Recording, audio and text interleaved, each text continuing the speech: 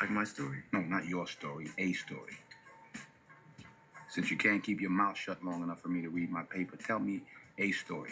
I don't think I know any stories. You don't know any stories? No. All right, I'll tell you a story. This is a newspaper, right?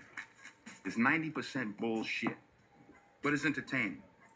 That's why I read it, because it entertains me. You won't let me read it. So you entertain me with your bullshit. Tell me a story right now. Go.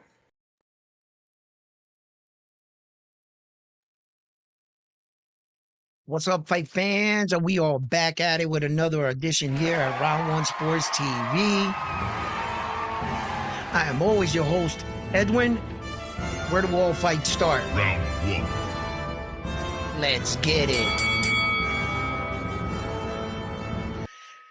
Well, so far, you know what I'm saying? My first comment of the day is an exciting one. You know what I mean? Why am I following the Haney voice? No, not necessarily following the Haney voice, but following some of the biggest headlines and biggest fights that we have today or upcoming, or should we say, let's see who's lying in and telling the truth in these situations and whether or not these guys actually want to fight each other. And I think that in itself is very interesting for me because we got to clear up the smoke. Now rumors are coming out that Keyshawn Davis is rumored to fight Brian Norman Jr. and that Devin Haney is going to fight Jack Catterall. Now, I want to know your opinions on this. And are these the right moves? And how does Keyshawn Davis keep getting these fights? If you're sitting at home thinking to yourself, wow, Keyshawn slithered his way out of that fight, missed weight on this fight, almost missed weight on that fight. And this guy seems to be getting a lot of big fights headed his way. Will he take a Brian Norman Jr. fight? So that's what I want to talk about right now. All that and more, anything related in boxing. You could drop it in a comment. If you have something to say, you want something to get off your chest, I'll drop the link and you can come up here and you can share your opinion on boxing, or who would you like to see box? What fights are you can't wait to see? Because of a lot of these fighters are the ones that are capturing the headlines. Please come up and act and introduce us to a more entertaining fight. Doesn't have to be a big name, but it could be two exciting fighters. And if we happen to agree, then we would agree, right? So this is why I make this channel a safe platform where we could all come and share our boxing insight. So join me, do me a favor, hit the like button, and let's hop right into this episode.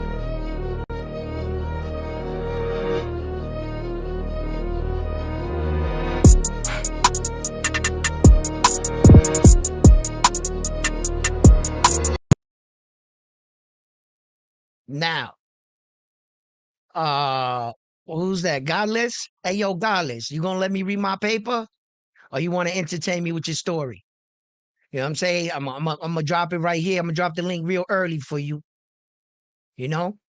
And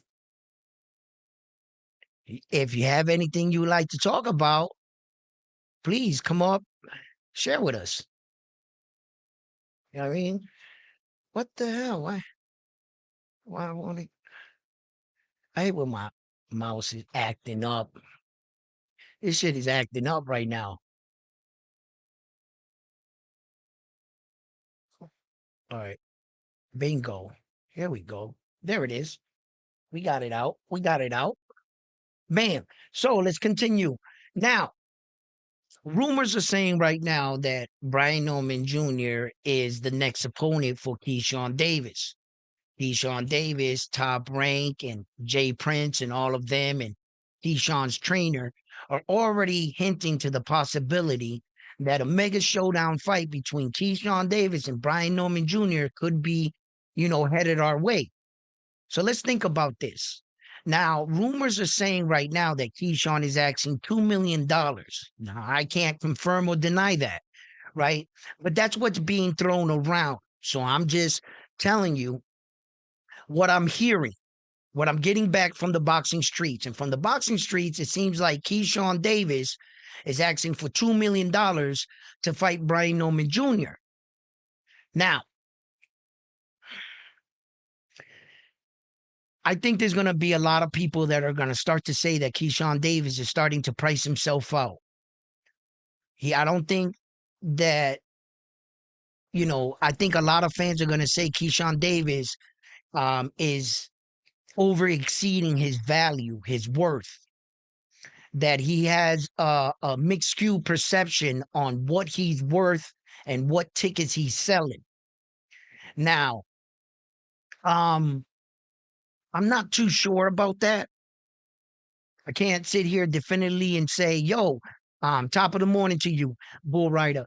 I can't definitively sit here and say, Keyshawn, you're starting to get a pattern of ask for all this money, but your fights and your business concept is not matching up, son.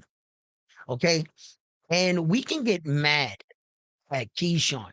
And you can ask yourself, why the hell is Top Rank uh giving him another fight? Like another fucking main event. Why? You ask yourself why. Okay.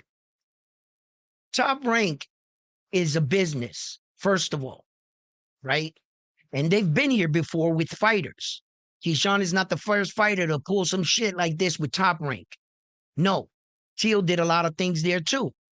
Okay? Now, saying all of that, meaning Top Rank has to understand their product, what they have. They're mad at Keyshawn and everything, but he's still young and he's still marketable. His star status has not plummeted. You can still make money off of him. So although you might be mad at him, you don't shelf him. Top Rank learned their lessons from doing that to other fighters in the past. And then when they look back at it, they said, damn, bro, you know how much money we missed out because we shelved him? Instead of shelving him, we should have used him and capitalized on the moment. Now he's older. You know what I mean? So these promotion companies have gone through these situations and scenarios in boxing in the past. This is not the first time they've dealt with a person like Keyshawn or his situation. But throughout the years, they have gotten smarter. As a business company, capitalize on Keyshawn. Don't get mad because he didn't take the fight with Devin as a business. What you do is rebound. Rebound quickly. Okay, you didn't take the Devin fight, but we're going to give you another big fight. Now, here's where the problem comes in. They keep giving Keyshawn Davis these big fights. And I think that this is where Keyshawn has hit a crossroads. Between Keyshawn's skills and his star status and where he talked himself up to, they don't match. And I think Keyshawn is starting to realize that. He's starting to get all these big fights, but he skipped a process in boxing. Edgar Berlanga. They skipped the process where they had to go through the gauntlet to prove that they were world champion caliber. These guys try to go straight for the championship because of star status and popularity in today's era. I think Keyshawn is a great boxer. He has the potential to be a lot better. But I also think that he jumped apart in boxing. And now he's way up here. And he's getting all these monster names. And he feels like probably, come on, man, give me the Dominican fighter, Rohan Polanco. Give me him. Give me Tiger Johnson. Give me somebody, but Keyshawn wants to stay up there. He wants to stay up there with the top guys, yell their names, and act like, don't worry about me. And like, I just want to stay up here amongst you guys as I get better. He wants to keep his star status, stay up there with the top names, but what he needs to do is be fighting lesser opposition. When you fight those guys that are coming up, you get the best version of them. They want to take your spot. There's no better fight and no better test than fighting a guy that's hungry. Keyshawn needed to beat those kind of guys. Not the guys on the top sleeping on silk sheets. Not them guys, not just yet. Not only are they sleeping on them sheets, but their skills got them there. So I think that Keyshawn actually got talked up somewhere he really shouldn't just be. He's good. You know, if he was swimming in shark waters, I would consider him a baby shark, not a guppy. Keyshawn. He's a shark. He's just not a mature one. He's not even a mature shark in the sense of his mindset, the way he's acting. Keyshawn is acting like a young man, bro. Like, you know, like when I was young and shit. And if you're an older gentleman, you could see it in Keyshawn. You could see his immaturity, you know, and his antics, the way he talked, everything. Now, fighters, we have watched them throughout the years come into the game young. They've said some young shit, did young shit, all that shit. Then you've seen them mature as fighters, you know? And I really think that Keyshawn Davis, man, I think he put himself in a bad situation. He can get himself out of it. But now Top Rank is looking to cash out on you, Keyshawn. They gonna throw you in with the Lions, bro. They gonna put you in there with Brian Norman Jr. and he wants, I guess, don't hold me to this, right? But I guess he wants $2 million for the fight. Fans are outraged. Keyshawn, you're not worth $2 million. You weren't worth fucking 3. And then when it came up to 3, he was asking for 5, allegedly. And I'm up BT TV, whatever, right? BTF, whatever. I'm putting this on you. You said that because I guess he got a personal relationship with Bill and them. He be on their show and shit. And I guess, you know, it's confirmed that he's in their little circle. So BT, he was like, yo, Devin went in his pocket, took out $1 million and was giving it to Keyshawn so he can have 4 instead of the 5 he was asking. So on the low, he was saying that Devin, these are his words, that Devin was putting out of his purse $1 million. Now, if that's true, he was trying to accommodate everything for Keyshawn. Keyshawn just didn't take it. He didn't take it. No, Keyshawn, that's just, you know, you ducked him. It's a business duck. It's a duck with a tie on. It was a business duck move on Keyshawn's part because he knew he couldn't beat Devin. So he had to get out of it. You're going to look like a duck because that's what you are. But for him, in his head, he thinks it was a business decision, in which if I was in his shoes, it probably would have been, right? But he didn't. It's like he jumped out of the frying pan and into the fire. That's all he did. He jumped out of that hot-ass frying pan with the Devin fight, and he jumped into the Brian Norman Jr. fight. Now, let me tell you something right now, people. Listen, if by the boxing gods, Keyshawn takes that fight, this is not just a rumor. I think it is a rumor. I don't think this fight happened. I don't think Keyshawn takes a fight like that. I really don't. Now, what message would it send throughout the boxing world? I'll tell you what kind of message that would send. If Keyshawn Davis took the fight with Brian Norman Jr., now we're speaking just hypothetically right now. I'm speaking hypothetically. If he took the fight with Brian Norman Jr. and Keyshawn Davis went out there and starched or stops Brian Norman Jr., which Devin couldn't do. You understand? Devin couldn't do that shit. Devin dropped him. But if Keyshawn was to go out there and stop Brian Norman Jr. or beat him in a better, impressive fashion, that would really catapult Keyshawn's momentum. He would have to beat a guy, a former world champion, for one. Brian Norman Jr. was a world champion. Keyshawn's a former world champion. So they would be fighting each other, right?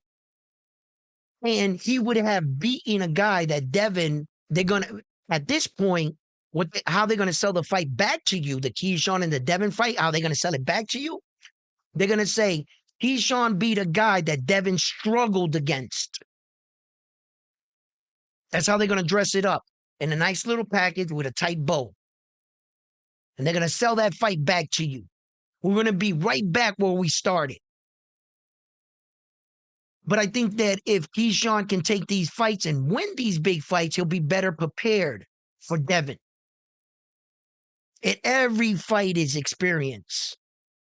And it's a measuring stick. You're going to be able to measure yourself against the guy that fought. Now, there's a little bit more to the scenario. Yes. Obviously, you would be fighting a better version of Brian Norman Jr. that fought Devin. That we have to add into the equation. So the win would be even more impressive for Keyshawn. Because at that point, you would have to see that he had a couple fights with Ronnie Shield, and he was into the system. He was already. So Brian Norman Jr. is becoming the fighter that he wanted to be against Devin. So you would have to add that into the equation, depending how good he looked. And if Keyshawn can conquer that hurdle, not only would he get the status of beating the guy that you didn't, beat like that. You went 12 with him. You dropped him, Devin. You boxed great. But this is what we talk about when we talk about fighters and matchups. How did you fare against your opponent? What did you do when you guys fought? And you got to add whether the guy was already a beaten fighter or he was in his prime. And that's the level of respect you get for the opposition you faced. Keyshawn Davis, man, he would have to make a statement against Brian Norman Jr. And this sucks for me. Why? Because I rock with Brian Norman Jr. And I'm going to tell you right now, may the best man win if this fight happens, but I might rock with Brian Norman Jr. in this fight against Keyshawn. I might have to side with Brian Norman Jr. on this one. Two American fighters, may the best man win. Fuck what I say, Keyshawn. Go out there and beat him. That's all you got to do. I'm just covering boxing, and it's a guessing game sometimes. But we who watch fights and things like that, we have a better eye for it. So the majority of the times we can get things right. We can get things wrong, right? But Brian Norman Jr., he's a good student of boxing. He's a good student. He's young, right? And when I say that Keyshawn Davis is like, he's not matured yet, right? And you say that he's young. He's 27 years old. But Devin's the same age. Devin's a mature man now. Devin don't act like Keyshawn. You know what I'm saying? Keyshawn still act like he's a 17-year-old kid. Keyshawn, look at his style. Look at his demeanor. Look how he talks. Look, that's when you do that shit when you were 17, 18, 19, 20. That's how you talk. Keyshawn 27. Devin's 27. So we don't mature the same.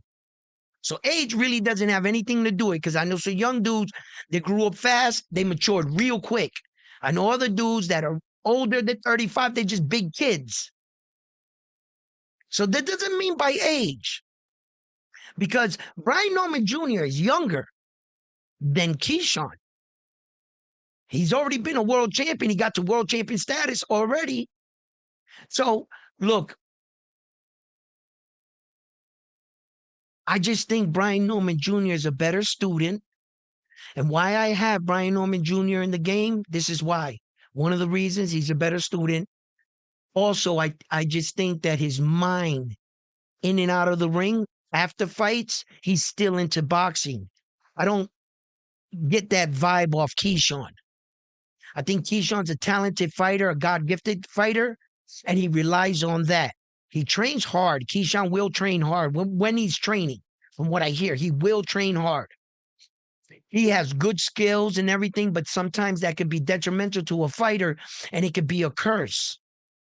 Because you think that you're so good and you can just snap right back into it, that the fighter believes he's where he left off. In fact, he's a step or two behind. And he hadn't got any better. See, the advancement in boxing is to stay in shape and keep yourself to the kind of shape where that every time you enter a training camp, you're getting that much sharper. You shouldn't be entering training camp trying to catch up. Half the training camp can't be wasted on you getting into shape. You should go into training camp in shape. So on day one, y'all could start working. That's the difference between some fighters. And the reason why I would take Brian Norman Jr. in this fight, not necessarily on their skills, is just what they give to boxing. I truly believe Brian Norman Jr. is more locked in, more dedicated to the sport than Keyshawn. And then Keyshawn is more dedicated than he has me fooled. When I personally myself, I reported this. I was in Las Vegas. Keyshawn Davis had already started his training camp. Bomac and them were in Vegas. Go to the gym. They're not there. Keyshawn didn't show up. He showed up late to training for that fight against Edwin De Los Santos. That was the training camp I was there to see. So with my own personal experience with him, you were late. You had Bomac on where? What was it? Fight hype? Fight hype? Making excuses for you. Oh, well, yeah, we started, but he's young. We started late. Well, he's young. About 4 or 5 weeks, we can get him into shape. You know, blah, blah, blah, blah. Bomac is back in his bullshit. You guys saw it. I saw it on Fight Hype, or was it Fight Hub or Fight Hype? One of them. I get them confused. And you know what I mean? So that's why,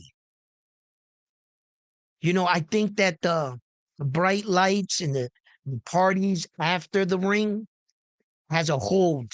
They got their claws into Keyshawn. Him wanting to hang around with the guys like the Jay Princes and the Shakurs and where we going tonight, guys? What we doing tonight, guys? Type shit life. Brian Norman Jr. seems more together. He seems to be focused on what he wants. He wants to be a world champion again. He made sacrifices. He made decisions to back him on becoming a world champion. It was a tough decision to leave his father. That had to be a really tough decision. And it shows me that he's willing to make the hard decisions for his future because he wants this more than anything in life. And Keyshawn doesn't come across to me like that. That doesn't always spell victory for the other guy. Because there's been a lot of guys that have been partied, come into the fight and win the fight. Hector Camacho. He was out in the lamplight fucking the night of the week, a couple weeks before this, leading into the fight. He was out there still, rocket, and he'd go in there and bust your ass. And his family and shit wanted him, secretly to get his ass kicked just to knock him off the high horse. And he'd go in there and win. Hector Camacho. He was something else, man. If he had stayed focused, woo, he could have been a 5-division, 6-division world champion. The real deal. And it's like the lamplight took him out. Took him out from a lot of big fights, situations, paydays. He should have had championships, unifications, you name it. It affected his career in a lot of ways. Hector Camacho, great warrior, multiple division world champion, remarkable talent. If you have time, go see young Hector Camacho. You will not be disappointed. Not at all. Hey, listen, fight fans, do me a favor. Reach down and give your boy Round 1. a like. Just hit that like button for me. And so, look, guys, I break down this scenario and this situation because I just want to give you guys a heads up. Allegedly, Keyshawn Davis is asking for $2 million. I'm not sure we're going to get this Brian Norman Jr. fight. I'm sorry. I don't think Top Rank is going to fork over $2 million and what they have to pay Brian Norman Jr. So you're going to pay Brian Norman Jr. less. You got to, Brian Norman Jr., when did he make $2 million for a fight? I think he made 1 point something for Devin. They paid him some money in that. No. They only got like 600,000 for that Jin fight, right? If I remember correctly. Brian Norman Jr. didn't get no money. Like, not that. That is money. That is money. So, you know, in regards to like, all these guys don't get all this kind of big money like you guys think. Most of this shit is a smokescreen. You guys do know this, right? All these millions of dollars like Keyshawn is asking for, he's out of his fucking mind. I mean, for God's sake, you go ahead and fight Tank Davis. You're not making $1 million. And you're fighting Tank Davis. No fighter that ever fought Tank Davis, well, I strike that, except Ryan. Ryan Garcia was the only one that made over $1 million fighting Tank.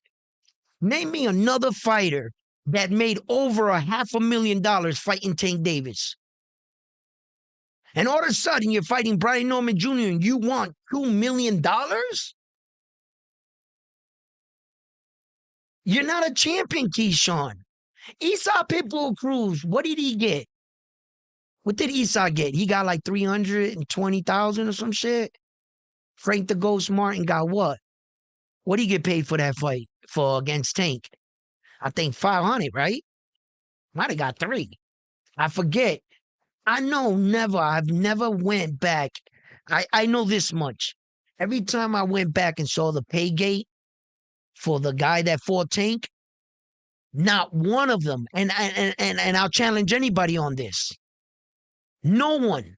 Now George Gamboa. Gamboa. Sorry, Gamboa. He made some money. He made like 350,000, some shit like that. Who made the most money fighting Tank? Not even the Pedraza. Pedraza made like, well, Pedraza's shit was like 300,000. It was probably less. It was like 2 something. Maybe with everything else, he took home 3. Pedraza. Who the fuck fought against Tank and made money like that? No one. Not one. Lamont Roach. I think Lamont Roach made 300K or 500K. They gave Lamont Roach 500, I think. I think he was one of the guys. There's like 2 or 3 guys that made 500,000 with Tank. Then the rest of them made like 300,000, 320. That was the most. I've never went back and seen an opponent of Tank that made over $500,000. Only Ryan Garcia. What's his name? Rolly got 500,000. That's what Rolly got. I think he got 500. I think he was one of the fighters that got 500. If I'm wrong, I'm wrong. But I do know one thing. I do know one thing for a fact. I've never ever seen any of the guys that fought Tank over 500,000 threshold. None of his opponents ever made over 500,000, and I guarantee that. Except, like I said, Ryan Garcia. Ryan's the only one. That's it. I'm not really sure. I think he got like 1 point something for the fight, the purse. And then Ryan made upwards of like 20 something reportedly off the pay-per-view sales and shit like that. The split. I guess him and Tank went 50-50 on the split or whatever. He gave no, Frank the Ghost Martin didn't get no pay-per-view hits. I don't think Esau Pitbull Cruz got any pay-per-view hits neither. Lamont Roach didn't. Lamont Roach, remember Lamont Roach made that That fucking interview. Yeah. Remember he made the interview? He was saying, y'all think I'm getting all this money to fight in Tank and shit. I ain't getting all this money. I'm not even getting any of the pay-per-view points. And Lamont Roach allowed us to know that. Because Lamont Roach made that video. You know what I'm saying? So yeah. Pitbull Cruz. Frank got a guarantee 1.5 million to fight Tank with pay-per-view back and cause. Did he get points in the end? Remember Lamont Roach made that video? He was being interviewed and Lamont and they started saying, fight canceled leading into the Lamont Roach fight, but they kept showing him training. Remember we were confused for a little while? They were like, you know, a lot of clickbait, I guess. It was in that period right there where Lamont Roach himself had like this interview. They were interviewing him, and he said all this shit. He said that he wasn't getting pay-per-view points, that he wasn't, and then, you know, I can't remember every detail back then. Now I don't know if they fixed that or whatever, but I tell you right now, go to Tank Davis and Frank the Ghost Martin's purse. Go to their purse. What did they pay him going into the fight with Tank? It's like 500,000. It wasn't no $1.5 million.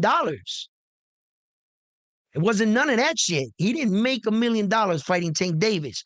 Even fucking Lamont Roach said that. Now, I don't know about the pay-per-view points. You might got me there. It's like the same thing, like saying like what Errol Spence Jr. made for the purse versus what he made in pay-per-view points. You know, and pay-per-view goes like this. What happens is after the pay-per-view, you know, they all take their money first, right? Then they give you like your first lump sum check. Then what you'll get is what they call in the game a drip. A drip. What that means is you'll get another check. The checks will come in and they'll be smaller and smaller and smaller because there are people that are coming in paying to watch the fight late. Those people are out there. Then the time frame. This country is waking up buying the fight. And you got the check for the fight in the American side of the time frame first. So they give you that. Then you're going to get another little check. It's not going to be as big as the first one, not even close. And then you'll get like what we call drip checks. It'll be like a little bit amount of money until they stop coming. Depending how good your fight was, how many people are still like wanting to. If it was trash, then you probably get one check. It's just how well did you sell, you and your opponent. That's what it is. Then you'll get that back end money. Now that back end money, like we all said, like Derrick James, when Derrick James wanted to sue Spence told him, I gave you your 13% off the purse as my coach. That's what I signed up to the fight. You're not entitled to my pay-per-view money. Derrick James said he feels like he should be entitled to the pay-per-view money because he, you know, dedicated his life, his hours, and that's where the back and forth came. Now, if Frank the Ghost Martin got any pay-per-view points and made some money on top of that and he walked away with 1.5, congratulations, right? But going into the fight, what I'm talking about, what they paid him to fight Tank. Whatever you made off of it, you know, whatever ended up coming out, then congratulations. You end up pulling a little bit more money. I'm just saying when the ink dried on the contract, the original fight is scheduled, and there's no fighter that I've ever seen that got paid over $500,000 to fight Tank. I've never seen that. I don't know one fighter that signed a contract that his purse was upwards in the millions and that fighting Tank Davis changed your life. No. The thing that changes your life when you fight Tank is how you fare against them. Lamont Roach went to 12. Esau went to 12. Like that. They got respect out of that. Rolly, Ryan, shit like that. Rolly got his respect off the press conferences. Everybody liked his funniness, the shit he talked. He showed up with a fur coat, his antics. So the fighting fans fell in love with Rolly for a different reason. He got knocked out against Tank, but Rolly was still there, right? Ryan Garcia is Ryan Garcia. He's blocked by social media. He's got a shield like this big. His following is out of this world. You can't touch that kid. He's literally the kid that can run through boxing, win, lose, or draw. They fucking with him, right? So he fought dudes like that. You understand? So, but as far as oh shit, I got to fight with Tank Davis. This shit's gonna change my life. I'm gonna get paid. I'm gonna get 5 million, 4 million. Who the fuck got that much money to fight Tank? And here comes Keyshawn Davis. He won 4,000,005 to fight Devin. Now he won 2 to fight Brian Norman Jr. Bro, you don't sell like Tank. You don't sell out arenas like Tank. You don't sell pay-per-view like Tank Davis does. And neither does Brian Norman Jr. You don't pack the Barclays Center and break a $5 million gate, Keyshawn. How could you want way more money than anybody that is like? I don't get it. I don't get it. Uh, um, Either these young men got a false sense of perception of what their value is, or they're just getting into situation. And I told y'all, Keyshawn didn't know what he was getting into. Didn't I tell you guys yesterday's episode that I don't think they, thought all these ins and outs through. But I told you they had put Keyshawn, they set him up so bad that when he backed out, he would back up into a bad situation.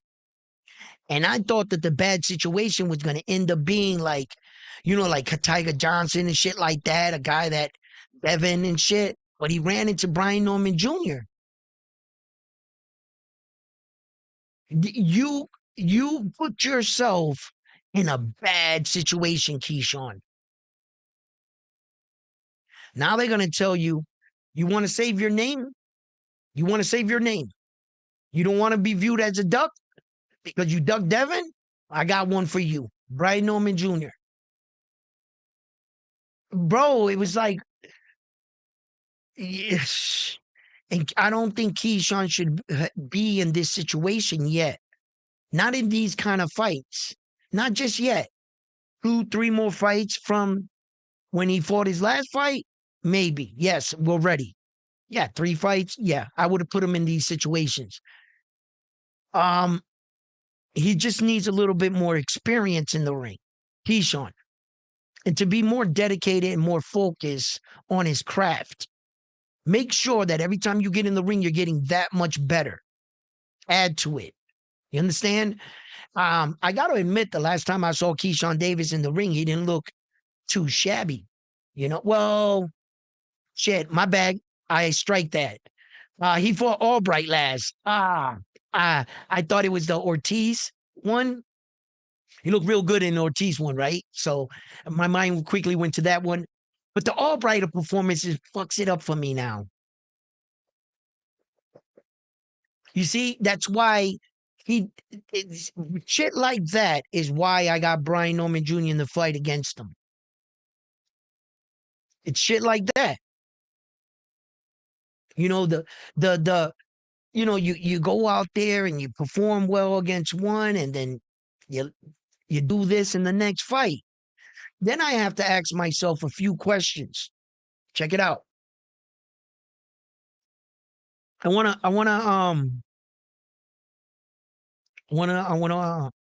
work, work this out in my head. Check this out. after the Edwin De Los Santos fight, he broke up with Bomac, and he kind of went with Shakur and them. He was being trained by like Shakur's grandfather and his part of his team and shit. And then he comes out and fights Albright, and he looks like that. You understand? Now, is it that, after training or whatever, they're taking him out and things like that, and being around friends might not necessarily be the right training environment for you? And part of why he didn't perform so good against Albright might have to do in part with something like that. I'm not gonna discredit that scenario, but I gotta acknowledge it. There's a possibility that he went out there with Shakur and all them, and he was buddy, and he was a bit more focused on hanging out with them after and before fucking training camp, that it probably affected his performance.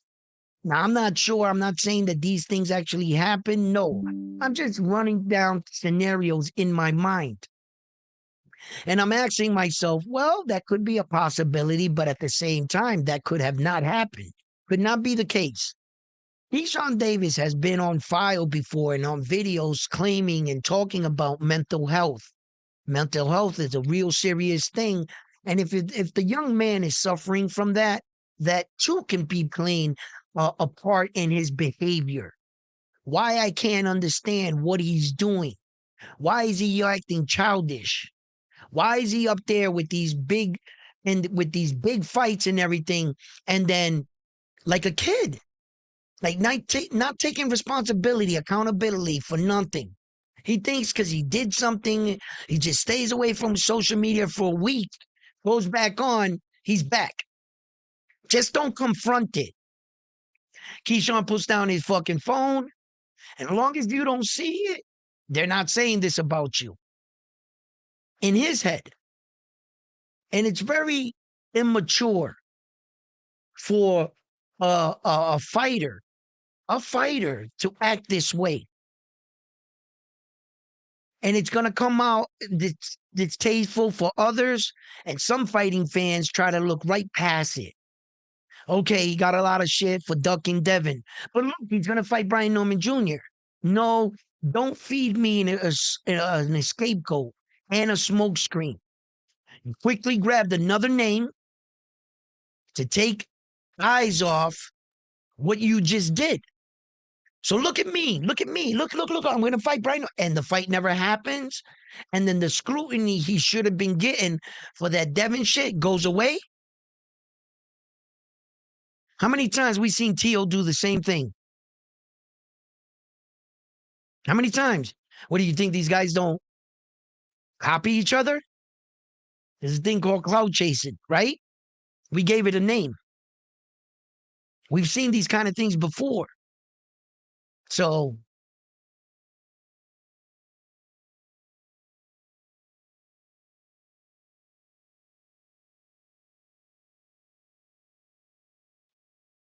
just proved Keyshawn is a true 12-round fighter and not what? Not fading late. No, Keyshawn is he's talented, bro. He's talented, and one of God's gifts that he gave him was the ability to have a big gas tank, like William Cepeda, like Floyd Mayweather. That was one of Floyd Mayweather's biggest attributes that a lot of people didn't even talk about, because he had so much more. The movement, his footwork, that's what people thought Floyd was about. One of Floyd's greatest weapons was his gas tank. He never got tired. When's the last time you ever seen Floyd Mayweather gassed out in a fight? Never. And some of these fighters have the ability to have a strong gas tank, and that's very, very rarely looked by fans. Yeah. They'll criticize you if you start to fade. They can see when you fade, but they don't give you credit when you still look like you entered the first round. You know? Yeah, there are good fighters with great gas tanks. Great, and they will drown you. Abbas Baru is like that. He got a pretty decent gas tank. For as many punches that man throws, for that heavy, that's pretty good. That's pretty good. Um, and Billy seems to be a real durable guy when he can exert a lot of energy and do that for multiple rounds like that.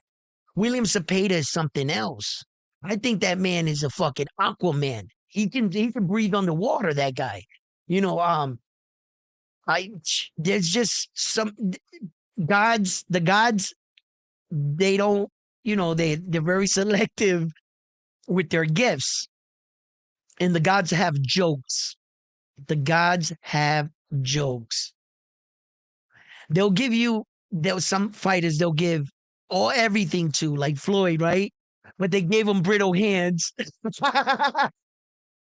It was like the gods made Floyd, and they were like, "Yo, let's give him everything: cat-like reflexes, the gas tank, give him power, give him speed, footwork, agility, give it to them all." Oh, but wait, Riddle's hands, yo, they didn't give him Roberto Duran's hands of stones. Oh my God, like right. So the gods, these athletes, that's why we say there's a difference between God gifted and talented. They're not the same. God gifted is different and talented is different. You know, um, there are just those fighters that, I hey, there's some kids I've met. Like, I remember Bob Arum told this story one time, right? I forget where it was. This is shit. I'm God, man, this is a long time ago, bro. Fucking 25 to 28 years ago. Yeah, this is a long time ago. And Bob Aaron proved it. And it made me realize the difference in some of these young men, right?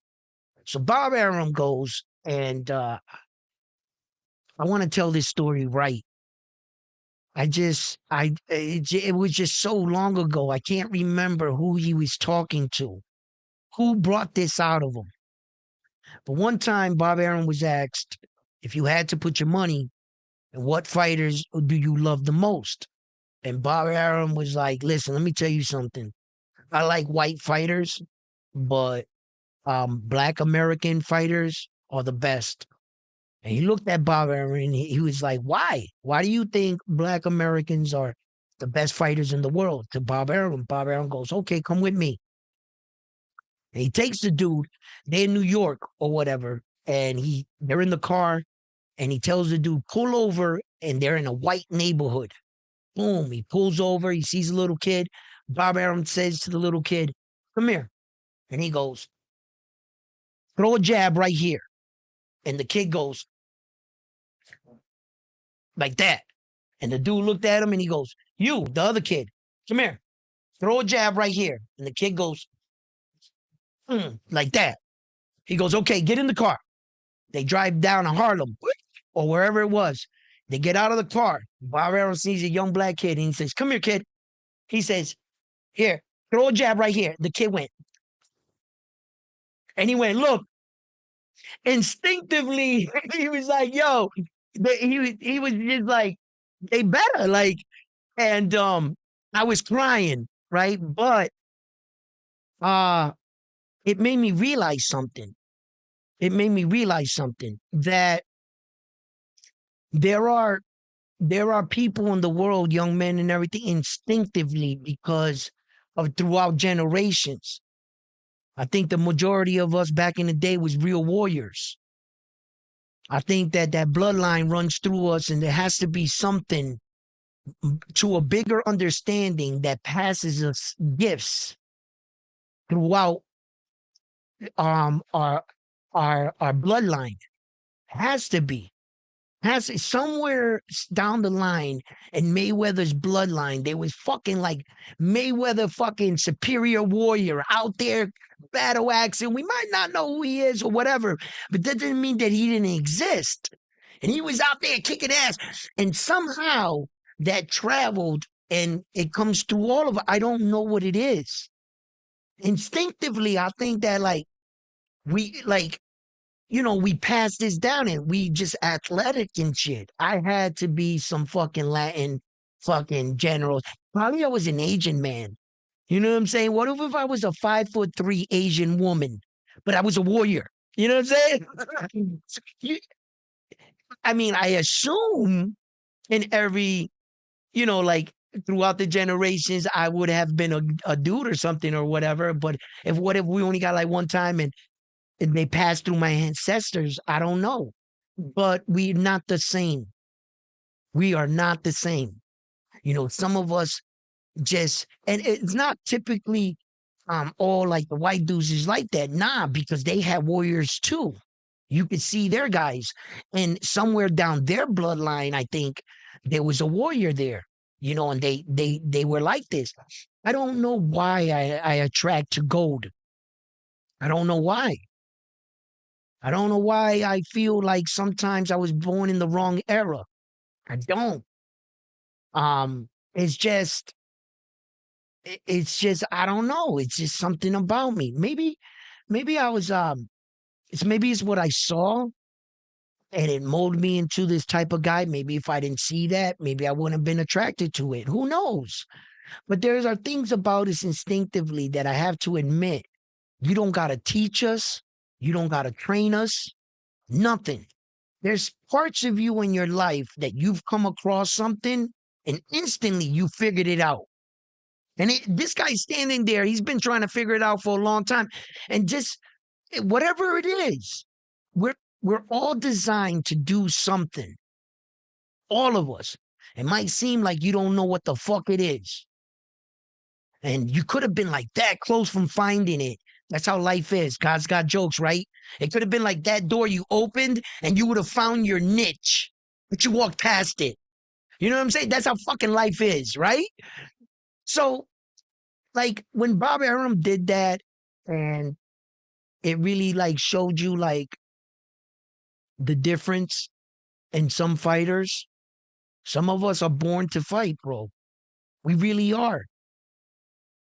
And as long as you know yourself, that turmoil that sits in most fighters, it'll subside. It'll subside. See, like what Terrence Crawford, I believe, is going through right now. Terrence Crawford he's like an addict addicted to a drug. And he's sitting in there going, yo, Boots, just say my name, baby. Just say my name. Yo, he's jonesing. His coaches and stuff, they're out there doing interviews, speaking for him while saying, I'm not saying I'm speaking for him. You know what I mean? I don't want him to get mad at me, but I'm going to say this. Yeah, no, you don't. By this point, you don't talk about Terrence Crawford unless you know he wants you secretly to do that for him. You guys are brothers. You know Terrence Crawford better than any person in this fucking world. You guys have spent the most time around Terrence Crawford in the past, I don't know how many years. God knows how long. No, you guys are brothers. Nah, like, that's your dog. Like, you know Terrence Crawford, so you know what you can and cannot say. Terrence Crawford don't play that shit. It's not like you're going to go up there and speak and then come back and look him in the face. No. You know what you're supposed to do. He doesn't need to say it. It's that kind of relationship. You know what I'm saying? Like, my wife can look at me. I don't need to say it to her. Then all of a sudden she comes in from the other room with an object or a sandwich or something, and it'll be the thing I wanted. Because she knows who I am. You understand? It's the same kind of shit. Terrence doesn't need to tell them, hey, they're around him. They hear him talking. They know They know. They know. They know what they can say, what they can't say. If they're stepping over any boundaries, delete all that shit. They know Terrence wants to smoke. You know, whether or not, listen, Terrence is a different creature. He's a different type of man. He's not the type of man you take lightly on his word. Terrence old-fashioned. His word is his word. His bond is his bond. He's a different type of fighter. You don't play with him. Don't play around, Jerron. If you really don't want that smoke, don't do it. Please. This is not Keyshawn Davis. This is not, no. He'll pull up on you. If you don't get in the ring with him, he'll pull up on you wherever you're at. He's going to get that fight out of you. He's not playing around. Terrence he's cut from a different kind of cloth. You're fucking with a guy that got shot in the head and became a boxer after that. That's who you fucking with. Terrence is about that life. And he will walk upon you solo, by himself, no entourage, nothing. He's not Devin Haney, he's not Floyd Mayweather, and he's not stupid. He knows what he's doing, because if you guys jump Terrence Crawford, they pulling up. Omaha's pulling up. That's what's gonna happen. So Philly's gonna have to back up. How strong is his roots to Philly? Boots. The city's gonna come out and fight for him. I want to see that. The entire Omaha's coming out for Terrence. The neighboring cities are gonna come out. Boots got that kind of buzzing. He's been that connected to the streets in Philly.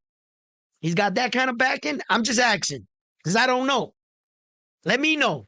How is he that much of a threat in Philly? When he rolls, you know not to fuck with Boots. Because here comes Boots in Philly. Is that how he moves? I've never heard that. I'm just asking. I know Terrence been in some shit. The man got shot in the head. You in the streets. You've been around some shit. You done did some shit. Yeah, you could walk away from the streets. But there are men like, I'm not to use myself as a reference, but at a low level, right? I'm well loved. I never had to be in like this gang clique shit. Somehow, some way, everybody fucked with me.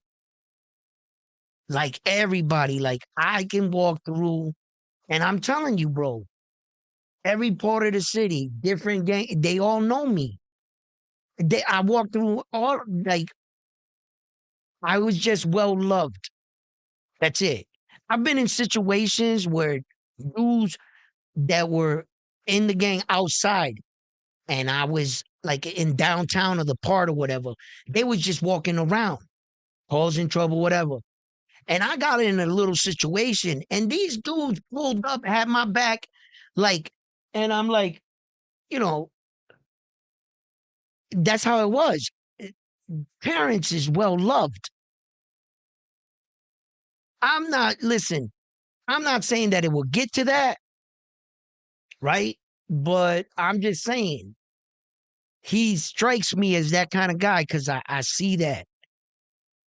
You know what I'm saying? Like, I just never felt that I needed to do anything. Man, I was cool with everybody. I just treated everybody equal.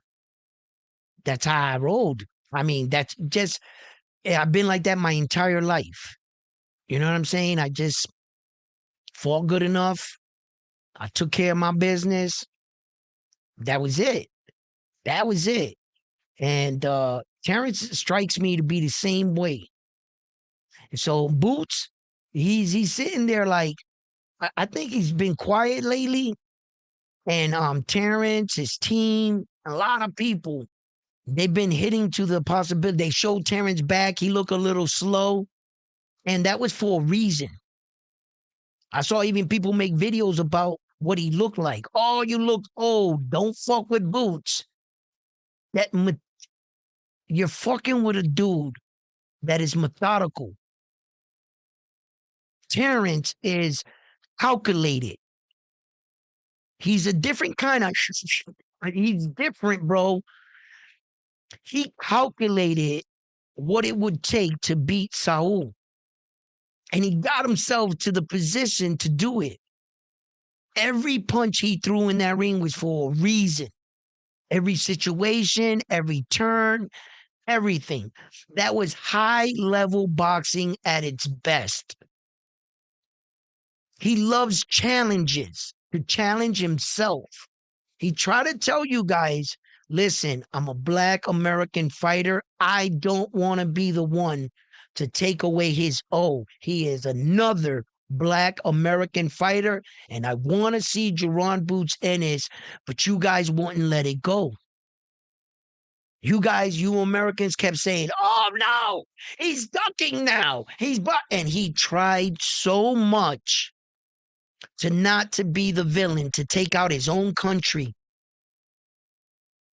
But he's not going to be disrespected or forgotten about in such a small period of time over a guy that hasn't accomplished virtually nothing comparing to Terrence Crawford, Jaron Boots Ennis. He has accomplished things, he's unified, but compared to Terrence, no, he hasn't done nothing close, not even remotely to Terrence. Terrence has 5 divisions. What do you got? 2? Sit down over there, young man. Go sit. He's going to sun him. And it's kind of disrespectful to already have people saying Jaron Boots Ennis would have beat Terrence Crawford. That's absurd. That is absurd. Are you even close to what Terrence did? How dare you talk? And all of a sudden, a little bit of fucking flash, some power, that's all it's going to take? He did fight Saul. Iron Chin, big puncher, Canelo, and he left him in that ring with that big punch. He left him right there. Walked off with all his shit. Can Jaron Boots Ennis move all the way up there and beat Saul? Right now, the version you got of Saul, beltless Saul. Stop in a hypothetical situation, take Christian and Billy out of the fight. Put Jaron Boots Ennis in whatever shape you want. There you go. And fight. Who wins? Who wins? I'm not sure Jaron Boots Ennis got the boxing smarts yet. He does a lot of mistakes. Terrence Crawford was flawless against Saul. He blocked every punch he needed to. He won every exchange for 12 rounds. Jaron Boots Ennis ain't doing that. I'm sorry, he's not doing that. He's not going to even look like Terrence did against. He doesn't have a boxing IQ like that. He's all flair and agility, good reflexes, good power. Jaron Boots Ennis, decent above average speed. Yeah, above average, I would say. But as far as taking a person apart at a high level, like Saul's going to time Jaron Boots Ennis trying to come out of one of those exchanges where he thinks he sees something. I'm not too sure. I don't think his IQ could have pulled off and been flawless like Terrence's. Nah, man, I don't see that. He's not the type of puncher, Jaron Boots Ennis, where he's methodical and setting up a situation that he caused. See, Terrence, he's fighting cause and effect with Saul. They're so perfect in what Terrence was literally, if I throw this, it's good. You're gonna do this. You're gonna either go like that, whatever. If I can freeze you up like this, it's gonna give me enough time to go down here. Once he did this, he saw his punch come, he dipped. He goes, he's prepared for that. So the next time I'm going to go this, fake here, snap him here. He's remembering things, downloading information. Jerron Boots Ennis is a spontaneous fighter, right? He reacts to your punches. He can counter well, and he could step around you very well. He's quick in his shifts, right? To try to put the fighter in a compromising situation. You're not going to do that with a master of footwork like Saul. With very little movement, he's right back in front of you. He makes position move. Jerron Boots Ennis, the moves and the openings that he gets out of the fighters, he's not going to get those openings against Saul. He's going to have to earn them. They're going to have to be more cause than effect. He's going to have to punch. Saul does something. He's going to have to slip here, dip here, hit here. You know what I mean? Like that. It's going to have to go like that. It's going to be at a high pace, and it could be a lower pace, but very, very methodical fight. I don't think Jerron Boots Ennis is there yet for that kind of fight. I think he's exciting. He has a lot of special effects. And for the guys that are not masters at boxing yet, he's going to beat all of them. Jerron Boots Ennis is going to beat all of them. They can't beat him if you're like, if your attributes are like the same to him, you're not beating Jerron Boots Ennis. You're just not. There's no guy up there with that kind of skills. If we had someone, I would say, okay, this guy right here, blah, blah, blah, you know. The only person that scares me for Jerron Boots Ennis is Sebastian Fundora, because he brings a different element to the game, unpredictability. Until I see Jerron Boots Ennis in the ring with a guy with a fucking 80-inch arm reach, a 7-foot wingspan, 7 feet wingspan. Brother at 6'6", I don't. That's a problem. That's not the same boxing situation. What you think you're just gonna see Jerron Boots Ennis effortlessly just floating around? Fucking no. It's not gonna happen. What are you think he's gonna knock Sebastian out like Brian Mendoza did? No. Brian Mendoza knocked out Sebastian Fundora. Does not mean that Jerron Boots Ennis can. He's going to have to get in the inside of him and land on that chin. Now, yeah, there is a scenario where Jerron can impose his will, slip through a punch, and hit up, and hurt Sebastian Fundora. So fucking lootly. Yes, there's a world where that exists. I just got to see it. That's all. I got to see it. Show me Jerron Boots Ennis. Show me. I'm going to get my popcorn. I'm going to be right here. I'm going to be like this. Oh, shit. Oh. You know what I mean? And what am I going to see? What am I going to see? Show me. Show me. So that's what I'm talking about, guys. Boxing situations and styles and different, you know, Jerron Boots Ennis, don't say that man's name. Leave him alone, bro. Let me tell you something. Jerron Boots Ennis, I'm not saying leave that man alone because I think you will lose to him. No. Hey, I don't think that you're any better or less than. How about that?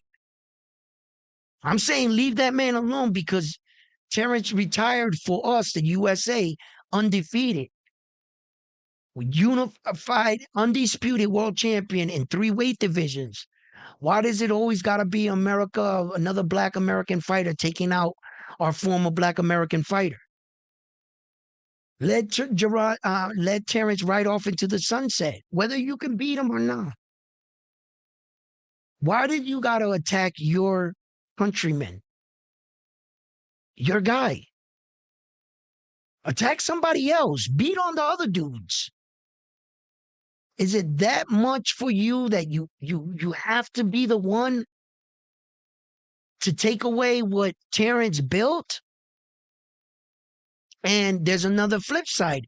What if you go into this fight and he takes away everything from you? So either way, one of our American guys is going to fall, and it's going to be by the hands of another American fighter. You guys just can't see this. Why don't you tell a Russian dude to come out and beat Jaron Boots Ennis? How about a Frenchman, Spaniard, a Mexican? How about a fucking UK guy, a Brit, an Irishman, a Scottish? Go get them. And tell Jaron Boots Ennis is right there, Josh Kelly. He's right there. Go whoop his ass. Why does he have to be us? Why? Why can't you just leave fucking Terrence Crawford alone? Let us have that. Even if you beat him, Jaron Boots Ennis, you're not going to take what he made. You're going to have to build it. You don't get Terrence Crawford's resume if you beat him. They're just going to take down one of our legends so that the other countries say, aha, he lost. They beat him. He wasn't that good. And they're going to use you to do their dirty work. Jaron Boots Ennis. This is not about me thinking you'll win or lose against him. Take that out of the equation. Just morally, you're going to fight another U.S. champion that retired and got out of the sport. You're a U.S. guy to the guy that's calling them back. You're going to do that? You're going to do their dirty work. You can't just go through boxing and accomplish your own shit and follow and pay homage to your U.S. fucking brother. You can't do that, huh? Fucking Americans, we always got to attack and destroy each other. We're just so brainwashed by this. All of us. We're competing. Country flags against flags, bro. We want to know who the best. Sometimes when they can't beat us, they got to get us to. It takes a ninja to kill a ninja, huh? Type shit. Look how they try to do Naoya anyway. They put Junto on them. You know? And sometimes it's just like that, man. But in this case, you weren't two active fighters. Terrence was already out of his career. He's 40 years old, man. This is a different situation. It's not like you guys are two young, active guys and from the same country. Fight each other then. Okay. You're trying to defeat one of our legends that walked out the door, bro. He did what he needed to do. You just want what, Jaron? You're going to take the satisfaction on taking away America's records? Or take the chance of you being defeated by another American fighter? Jaron Boots Ennis, ignore it, please. Just ignore it. Let Terrence going through his thing, right? Who knows? You might win in the fight. You might lose in the fight. Morally, the fight's not worth it. Terrence and your era were two different eras. He owes you nothing. You owe him nothing. You were in two different parts of your career. He went that way. It's your time to shine. Why don't you become the next Terrence Crawford by being Jaron Boots Ennis? You can represent the U.S. for us. Terrence held the torch during that time. Be the next Black American fighter that he passes the torch to, and that you take it and make it the Jaron Boots Ennis era. Do that. I will respect you more. Allow Terrence to be Terrence. He did what he needed to do. He fought the great Mexican fighter and he beat him. Mexico tried to take him out. They couldn't take him out. Mexico tried to take out Floyd. They couldn't take him out. And that's what's up with Mexico. And I fucking love Mexico for that. Why? Because without them, they wouldn't make our guys better now, would they? Floyd Mayweather stayed up at night, training harder They pushed him to the limit. They brought the best out of him. Thank you, Mexico. Thank you. We competing, baby. I respect my rivals, but I don't want my own guys taking out my own guys. Respectfully so. Yes, I'm supposed to promote a fight. Yes, I'm supposed to be promoting boxing. Yes, but you guys know me. Round one, love titles and equality. You guys know me by now. Come on, man. Don't hold me to when I talk good about one fight. Nah, just give it a fight. I'm going to tell you each time what I think. And I'm telling you right now, man, yeah, exciting fight. If I could just watch Terrence and Jerome Boots Ennis in a sparring match, I'll be good with that. Give them the regular size gloves, no headgear. No headgear. Let's just find out. But that it doesn't count. If Terrence beats him, whatever, and at the end of the sparring match or whatever, doesn't affect their records, but we find out. Special people are privileged to watch the fight. You know what I mean? As long as I'm there, okay? You know what I mean? You know, just to see. That would be cool. But I wouldn't want it to affect either man's career. I don't want Terrence to be the one that beats Jerome Boots Ennis. No. No. I want somebody else to try to beat him. You know, in the pursuit of titles. What is this retired guy coming out of nowhere altering fights? You know, what if Terrence Crawford does come out of retirement, fights Jerome Boots Ennis and beats him? Jerome Boots Ennis later goes on to throughout the entire career, never loses another fight. He would have retired for the Americans undefeated had it not been for Terrence Crawford. And Terrence Crawford was trying to tell you, I don't want to be the man. He goes, he's a black man. I support black men boxers. I don't want Terrence publicly said this. I don't want to be the one to beat because he understands what I understand. Terrence is where I'm at. He figured it out. He tried to get Shakur and all these other guys to get together, but they're a bunch of knuckleheads. They're like a bunch of hyenas. And you're like sitting there trying to, hey, listen, be serious. You know, they're fucking laughing, you know? And you're like, you know, you're trying to get them to see, you know, that they're always got us attacking each other. You know what I mean? We're supposed to be getting them belts, bringing them back. So, you know, Terrence, I think he's running out of patience. And he's just now at the point where he's just jonesing for a fight. And at this point, to Terrence Crawford, you know how when sharks, great white sharks, whenever they smell a drop of blood, their entire eyes turn black. You don't see no more white in their pupils, right? They just, and they're like, oh, hell no, right? And like that Nemo, that little, I watched it with my daughter a long time ago, when the shark, the blood went, and he relapsed. He wanted blood, and he was chasing him around. His eyes went black, like he done changed. Terrence is like that right now. Now he's at the point where that drop of blood, fuck US, fuck being homies, brothers, whatever. Did you say you wanted to fight? You know, his eyes are all black. He's in fight mode. He doesn't care who it is at that point. When Terrence gets there, he's a killer shark. Actually, he turns into a killer whale.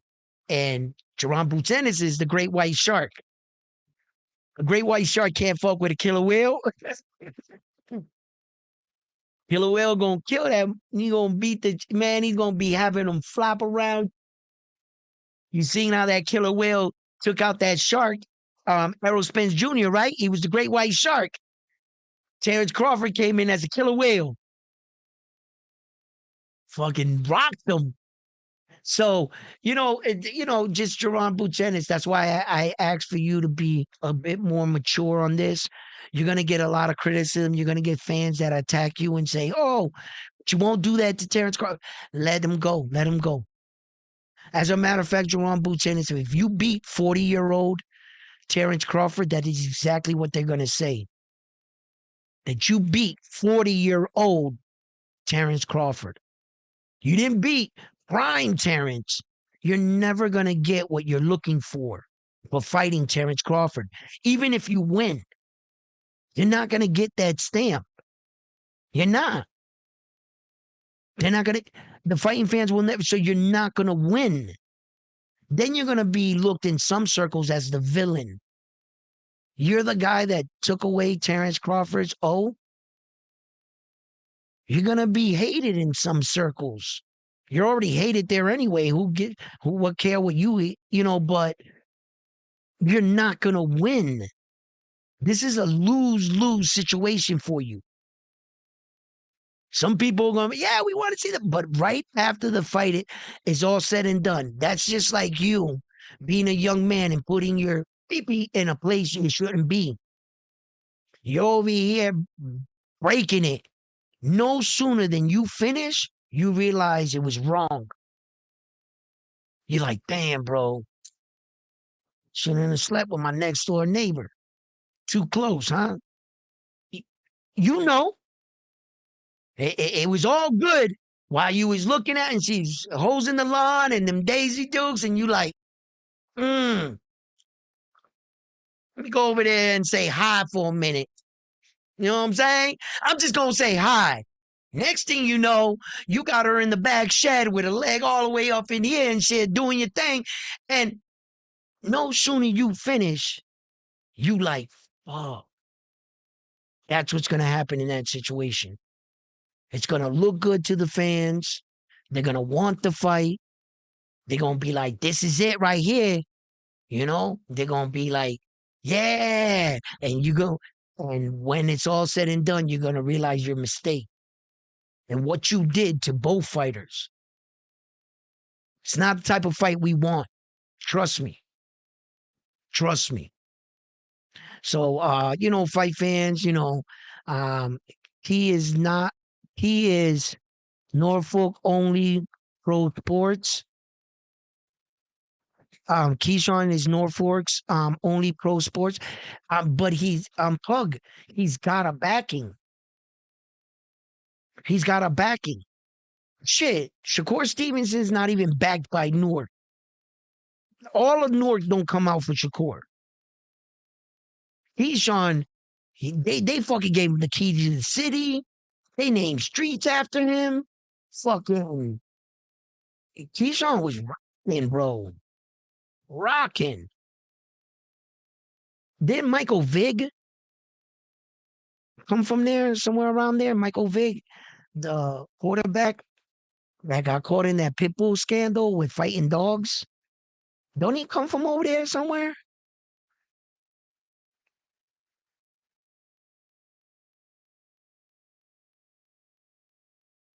Bull Rider, what the hell? YR, bro? The hell does that mean?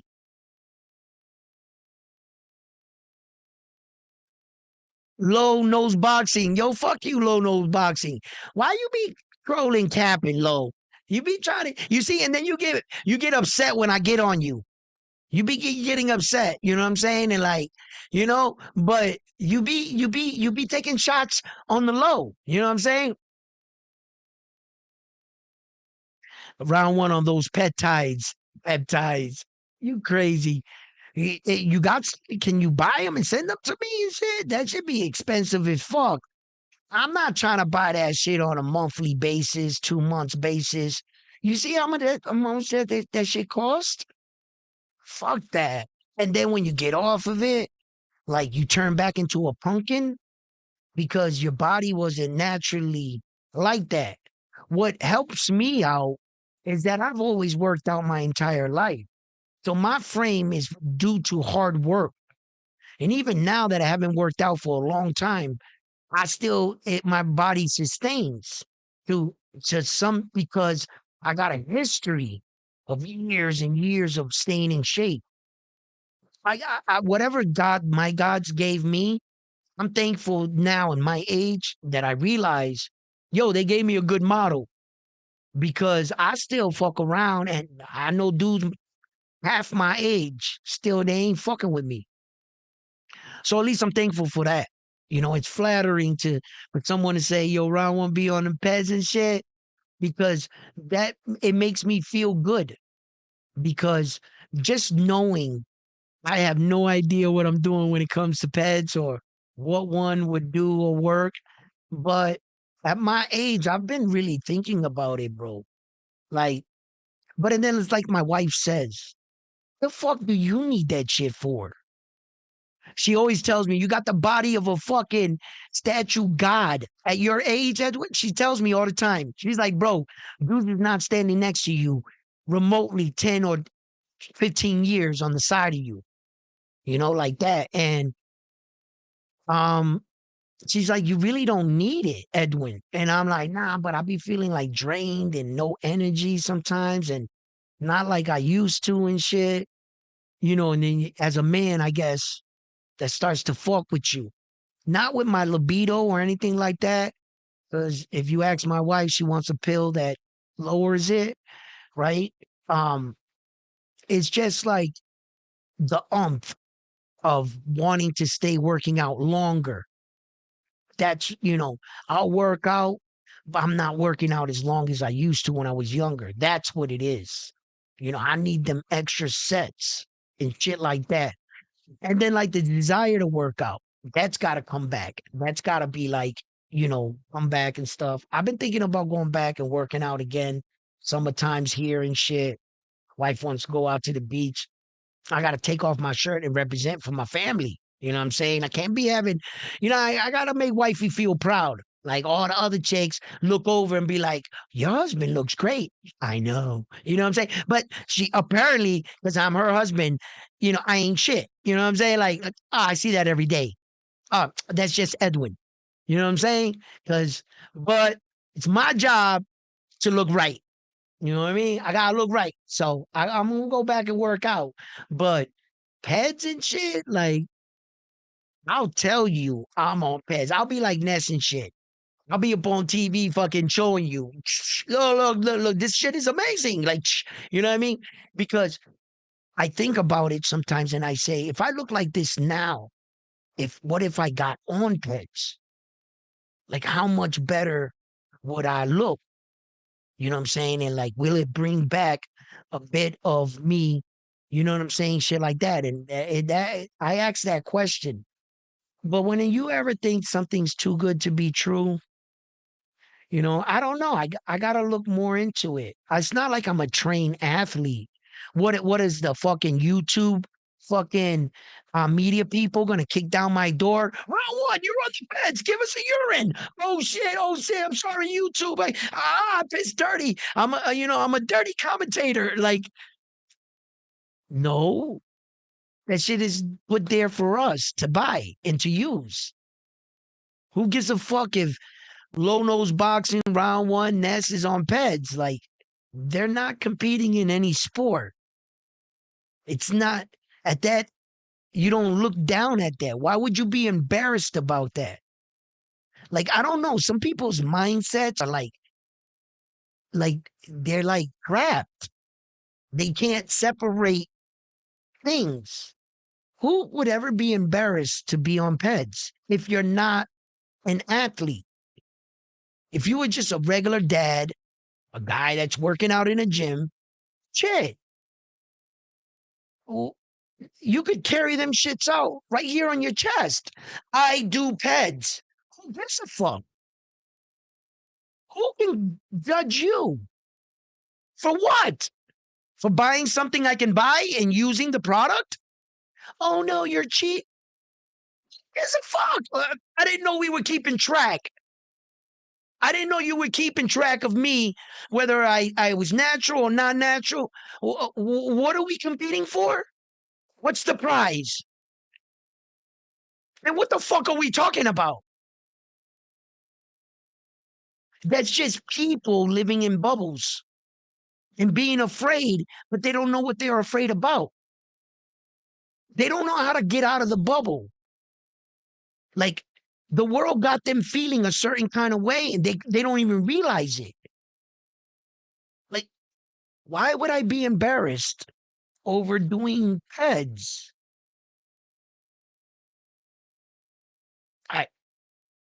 I don't know. Well, I think I just think on a different level and I'm not bothered by silly shit.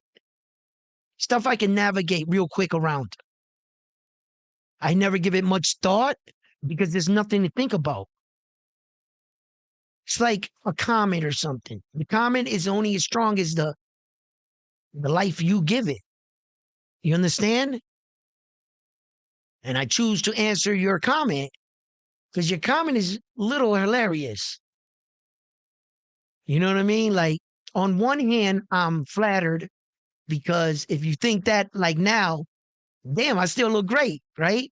On the other hand, I'm just letting you know that if I knew more about it and I was dedicated and I go to the gym, have a few bucks, I might invest in like what they call a cycle. I don't know how long that takes, but I've heard them say you're supposed to do like a cycle and then get off that cycle. And like Ness, I heard him talking about it, and it's not like that with Ped. You could just do it and not have to get off or whatever. I don't know. So I just don't know much about it, but 100% low nose boxing. If I was to start doing them right, I'll show you all the time if you want. Well, I'll go on. Look, this is what I'm doing exactly. I don't know. I guess you think that because they clown these guys on the boxing voice, it's cute for a second for a guy that lives in a bubble that feels like he's doing wrong. Like, oh no, I don't do peds. No, I would never do them while having boxes of them right in front of them, denying it. Like those kind of guys, I don't know why they live like that. What are you embarrassed about? If you're embarrassed about doing something, I suggest you don't do it.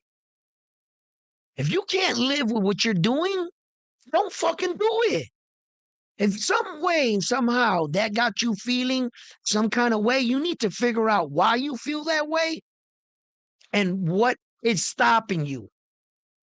Maybe you should figure that part out. I don't know what to tell you. I have no idea, but silly shit. Oh no, man, I'm not that type of man, unfortunately. You're never gonna get me to feel some kind of way or bad about myself or how I talk or any of that shit. Nah, not never. I do shit because I want to. I ain't gonna apologize for it. I'm not gonna none of that shit. No, I'm gonna do me whenever I fucking want. That's it. If I want to do that, I'm gonna do it. And I will show you. I don't care. I don't live like that. But anyway, you know, I like hanging around out with rats. Nah. And I know what you mean by that. Stick around. The thing is, you got to learn how to think. That's another situation in your life. What I just brought up, that comment right there, you're living in a bubble. You don't know how to identify or separate the two. Meaning, yeah, homeboy might be accused of that, right? And he's up there and we didn't meet like that. I didn't meet him in the street. We don't have dealings. I met him. I'm talking about a sport. You got to know how to separate the things and use the things in your life to your advantage. What he built is what I was after, not who he is as a man. We're not out doing barbecues, and he's no longer in that life, and neither am I. He's a citizen now, just like me. If you're not in the game, then you're a citizen. If you are in the game, had I been in the game fucking with him, then that would be wrong because I'm still in the game. But when you take yourself out, that's just like this way of thinking. A person like that would say an eye for an eye, a tooth for a tooth. If you do something to my family, I'm going to do something to yours. That kind of mentality and that way of thinking is a fool's way of thinking. They're the type of people that would take the concept and say, yo, I'm going to add whatever I want to it, because if the truth was the truth, if you believed in an eye for an eye and a tooth for a tooth, well, then you would have to live by their full laws. Remember, right after you took that tooth for your tooth, you got to make a blood sacrifice. Means you got to kill and bring bloods to the gods. You can't have it both ways. You can't have 1 foot living in the old past and want to treat life like that, but you don't want to live by all their laws. You're being selective with what you're using. Yeah, that man did that. We're not out on the block. It ain't no fucking investigation. None of that shit. You got to learn how to use things in life, son, for what they are. You keep letting things set you back. Oh, he's this, he's that. Well, all right. Let the people he did that to handle that. Meanwhile, he's evolved into something else. That's where we met. For you to say, oh, that person hangs around with this. So every person that ever went through his thing, I'm talking fighters, coaches, trainers, all of it.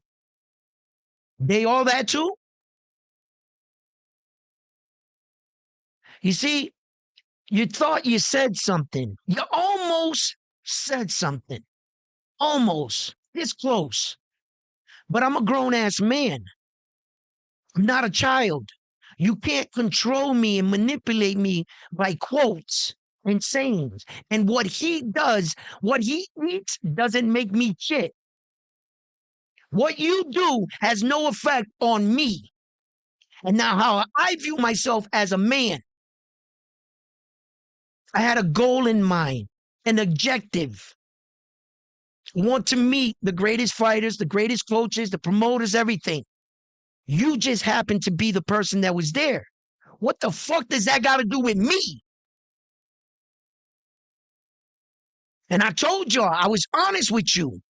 Yeah, we're associates, acquaintance. He's not my friend. I don't expect myself to be his friend, and I don't consider him to consider me a friend. I never said that. We're associates. We have the same vision in mind, same thing. The fuck does that? What he did have any effect on me? You made those choices. We just happen to link up in a different point in time. You will always have to deal with that. That's on you. What we got going on, we talking a sport. Don't confuse that. Grow up. I like hanging with rats. Brother, how do I hang around with them when we're on a screen and I got a fucking microphone and we're worlds apart? We don't live in the same city. How are we hanging out? Yo, like, grow up, bro. Figure out things in life and how to identify them. Maybe it'll work out for you in life later. You understand? You try to like value like street shit. No snitching, none of this. Are you in a gang? Are you out there gang banging right now? Why do you live by those rules? If you're not in the, and you should be outside right now, smacking shit, distributing street pharmaceutical drugs, right? This is what you should be doing, right? You should be strapped up right now, right? You should be repping your block, because in that sense, you can't fuck with them, and you should never be tuning in to that channel, right? So you should have never saw me there.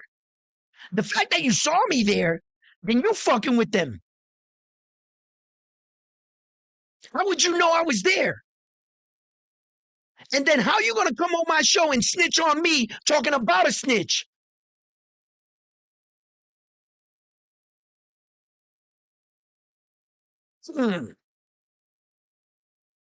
Who's the snitch here? I kind of got lost.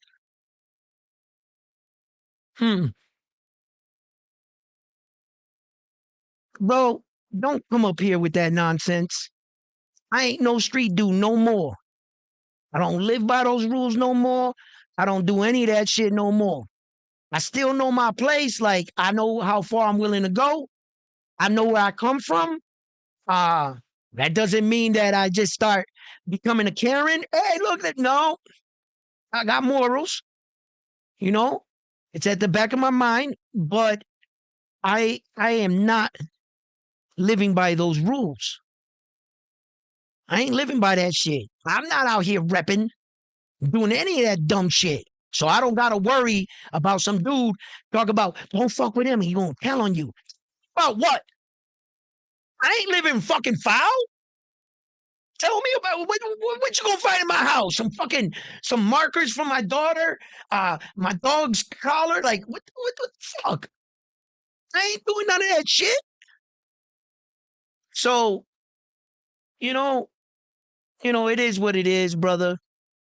People can have a mixed skewed perception on what it means to be,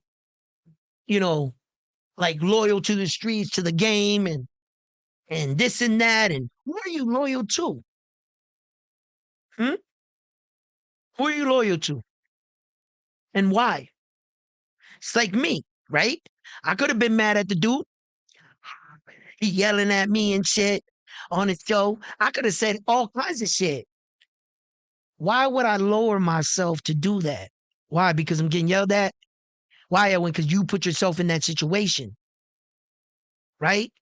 Why? Because, you know what I'm saying? So if you start yelling things about, it's because you have nothing else. I actually think that would be a lower form of man. Because I wasn't willing to jump out of character, right?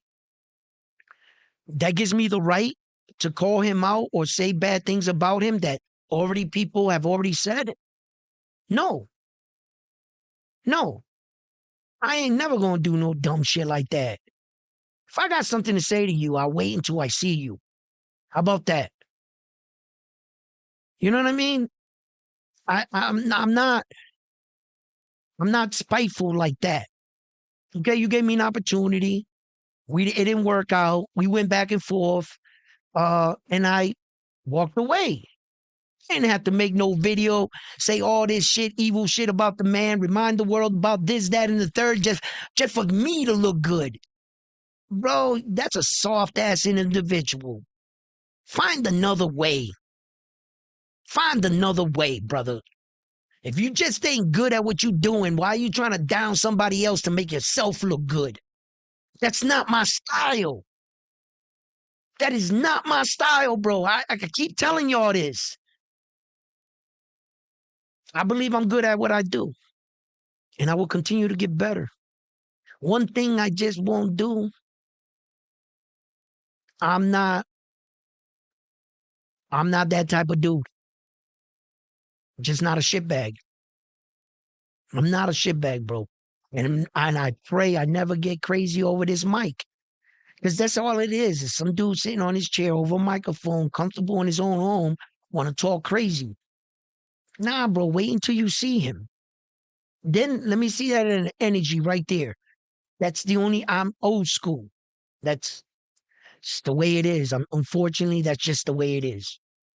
And I'm not about to be that dude that he's bitter. He's upset that he's not on the show anymore.